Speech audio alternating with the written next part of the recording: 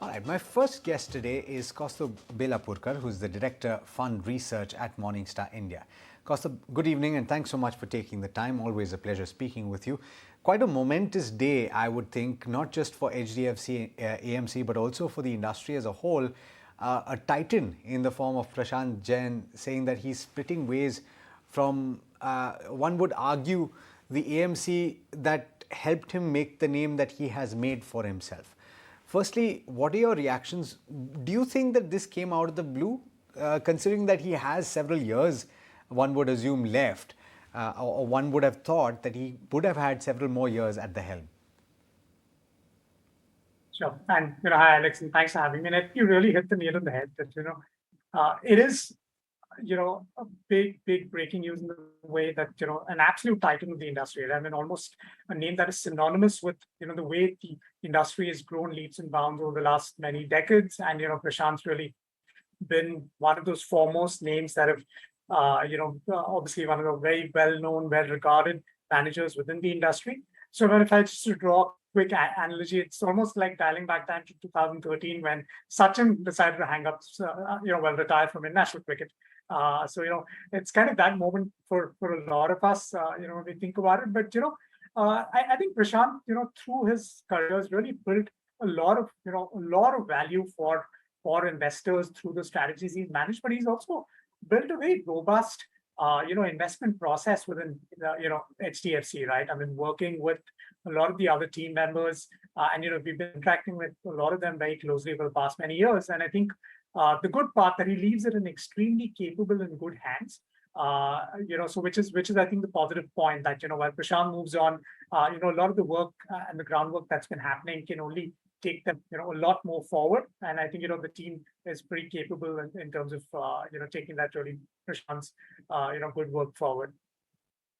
I also want to, before we get into the team and before we get into the road forward for HDFC AMC per se, because that's an important conversation to have, let's first set the context. What is the kind of, what are the schemes that he currently manages and what's your experience with them? He's been at this for 2 decades and even before that with Zurich, right? So, and a lot of people invest in these schemes. A lot of managers advise people to get into these schemes blindly because you have Prashant Jain at the helm, right? So give us a sense of the schemes that he manages. Yeah, so I think 3 of the marquee schemes that he's been very actively involved in managing are obviously the large cap equity fund, which is the HDFC Top 100, the erstwhile HDFC equity fund, which is now the HDFC Flexi Cap, and the erstwhile HDFC Prudence, which is now the HDFC Balance Advantage Fund, right? So these are kind of the 3 schemes that he did. In fact, I think for the HDFC Prudence slash BAF, got a extremely good track record of 28 years of managing the strategy, right? I mean, which is, even when we think about from a global context, it's very rare to see managers with a 28-year track record of managing, a single manager managing that strategy, right? So it's kind of unique in that way. And when you think about the way he's really delivered, and I spoke about delivering value for investors, since inception, obviously, say for instance, the BAF, I think is in excess of about 17%. But even over the last 10 years, we're talking about 13% to 14% of CAGR across all of these strategies, right? And remember, the BAF is not even a pure equity scheme. It does take some fixed income exposure to kind of reduce risk. So I think the value that he's delivered is immense. But we must acknowledge what's happened is that obviously over the last few years it's been a little challenging, especially in the periods of 19 and 20, and that was perfectly understandable given the value investing philosophy that Prashant used to follow, right? And he stuck to his guns. And this is not the first time that he faced a patch where there was significant underperformance for his schemes. It happened in the past, if I remember back in just a few years before that, where he did go through underperformance because especially say because of his PSU bank holdings. But I think what was the unwavering focus towards having valuation comfort on and picking his stocks earlier than the market paid dividends, right? I mean, we've seen how those schemes have come back the last since 2021, where values really come back into the fore. So I think the point that I'm making is that extremely well managed schemes, and he's really created that great value for investors across a market cycle. Though obviously it had been a little of a drag in the years of 1920, but completely understandable. So I think he leaves on a high in a way, because he delivered what he intended to do. So that's definitely something which is very pleasing. Value is something that he believes very strongly in, I must say. Absolutely. But so then how would you describe, and that's not a strategy, that is an all-weather strategy, considering that you saw large caps outperform for quite a while. Once that big downturn post the pandemic, you saw quite a few large caps come to the fore. A lot of people have said, even now, after this small correction in the rebound that we're seeing, that some valuations have been stretched, though that is less so right now. But how would you describe the strategy that Prashant has brought to the table over the last couple of decades in the HDFC AMC funds? Yeah.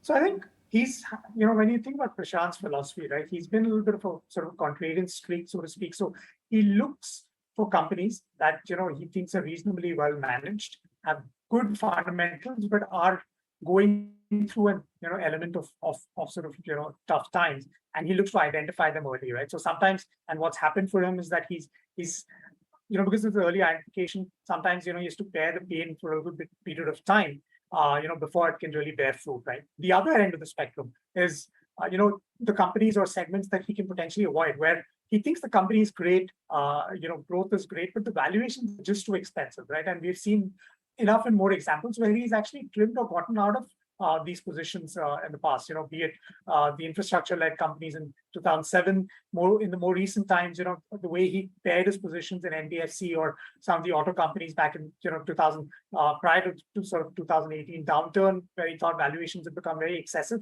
It hurt him in the short term, but it paid rich dividends. So I think this valuation conscious bias, he is amongst one of the foremost sort of contrarian value investors that have existed in the Indian market. And while it may not play out on the short term, investors who've been patient and stuck on with this fund, which a lot have, and that's very pleasing, have really reaped the dividends of that.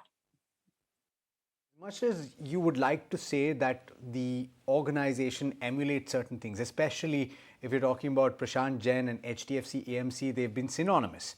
So therefore, one would assume that his team walks lockstep in what he has tried to do over the past several years. As much as you'd like to say that, however, Kaustubh, you have individuals that have different insights. So what would you say about the man that is going to step into Prashant's shoes? You talk about Chirag Setalvad. What do we know about him in terms of his style, and what do investors that currently have their money in those schemes have to bear in mind? Because like it or not, when somebody of the stature of Prashant leaves, there is a void, and an investor has to then decide whether to keep their money in or to move it out. Yeah, absolutely.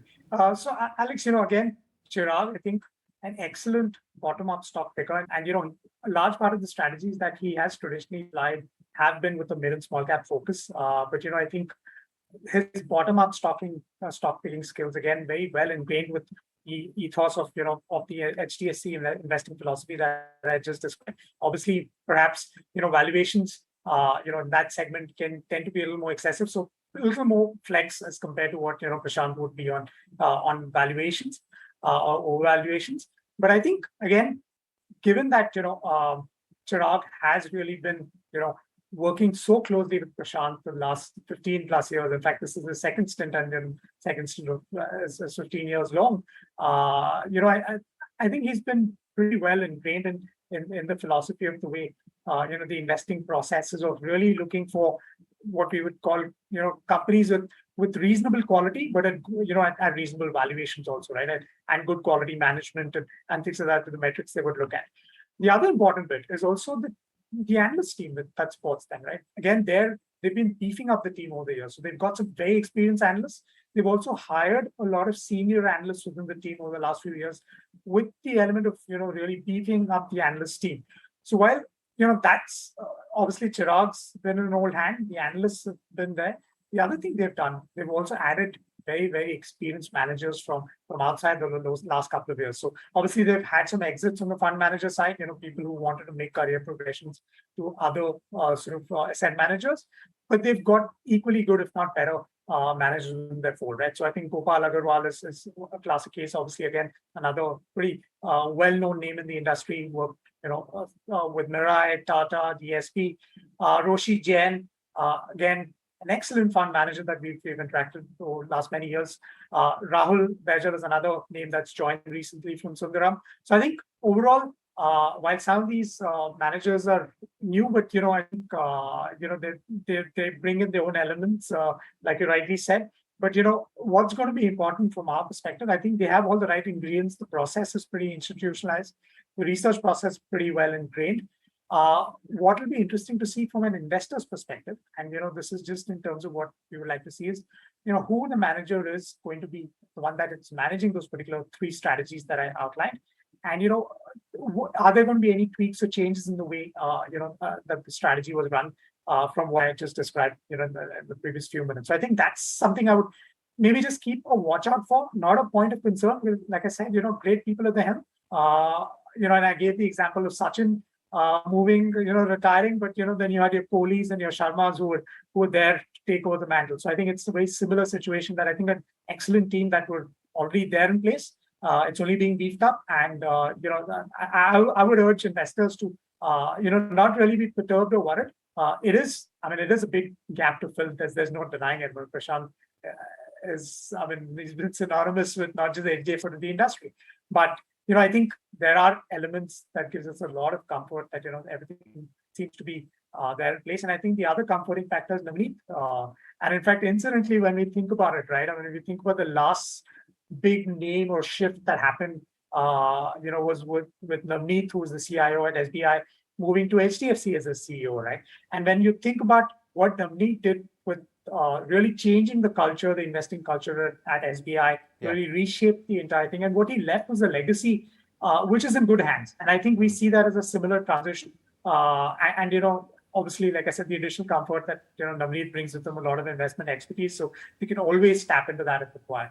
So wait and watch, I would think, is the approach that an investor should ideally take. And of course, we're going to talk in the coming quarters to see if there's any change that is visible, at least in the management style. But thanks so much for taking the time. Always a pleasure.